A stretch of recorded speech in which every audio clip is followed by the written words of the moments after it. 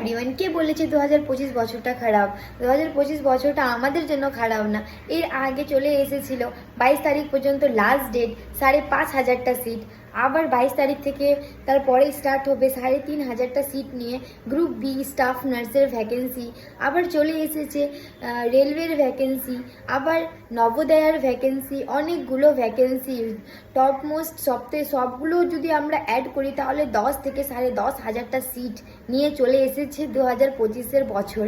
তো চলো আমরা এই অপরচুনিটিটাকে কেন হাত দিয়ে যেতে দিই, চলে এসো সবাই অ্যাপ্লাই করো। অ্যান্ড এখন পর্যন্ত যে বাড়িতে বসে আছে তারা একটু চেষ্টা করে জবটা পাওয়ার চেষ্টা করো।